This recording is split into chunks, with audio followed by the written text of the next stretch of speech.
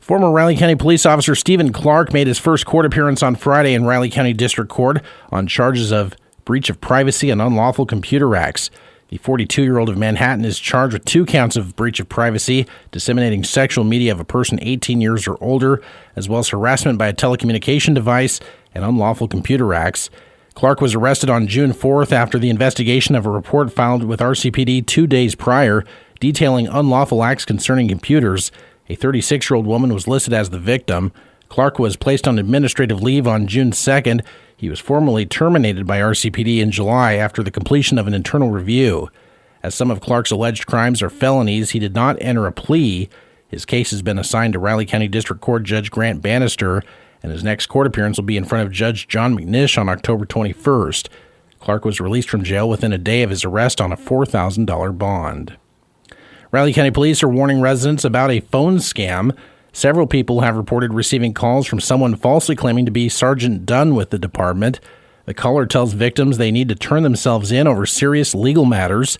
Police stress, however, they will never ask for money over the phone and are urging residents to verify suspicious calls through trusted sources and never share their personal information or make payments to unknown callers. Anyone who receives a call like this should immediately contact RCPD at 785-537-2112 to confirm whether it was an officer or employee making contact. The Starbucks location at Bluemont and Manhattan Avenue has permanently closed its doors. The coffee company announced September 25th that it was closing hundreds of stores across the U.S. and Canada as part of its Back to Starbucks strategy. In a letter on the company's blog, Starbucks CEO Brian Nichols said, quote, "During the review, we identified coffee houses where we're unable to create the physical environment our customers and partners expect, or where we don't see a path to financial performance, and these locations will be closed." In the memo, Nichols said Starbucks will end the 2025 fiscal year with 18,300 locations across North America, accounting for both closures and new locations. The closures are set to be completed by the end of September. Sunset Zoo has achieved accreditation for the next 5 years. Parks and Rec Director Aaron Stewart told the City Commission last Tuesday it's the result of a long process of paperwork and effort from Zoo Director Scott Shoemaker and his staff.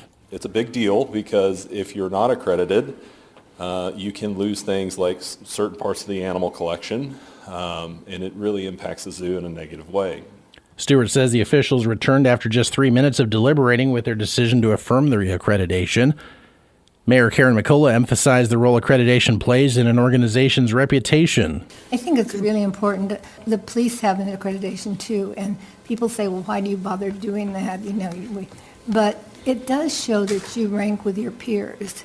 Stewart says the zoo is already accredited for several years, but each time that it expires, the team has to go through the full process once again. The City Commission will not be meeting tomorrow night. Their next scheduled meeting is October 7th at City Hall. The second annual Upside Down auction was held last Thursday for local nonprofit organization Be Able and raised $105,000 for some of Manhattan's most vulnerable individuals. That event included a silent and live auction where individuals bid on opportunities to help people find items such as employment, addiction recovery, housing, healthcare, gas money, and bedding. Attendees also heard from 6 neighbors who turned to Be Able for help after facing challenges such as homelessness, abuse, and addiction. Among those was Kia Harris, a veteran and mother who overcame addiction and has been involved with the program now for over 3 years. It's really just me overcoming and how God has came in and worked into my life and changed my life and made me a whole new woman. Each testimony told of second chances. The funds raised surpassed expectations by about $15,000. And that's a look at news this morning. I'm Brandon Peoples, News Radio KMAN. Running a business comes with a lot of what-ifs.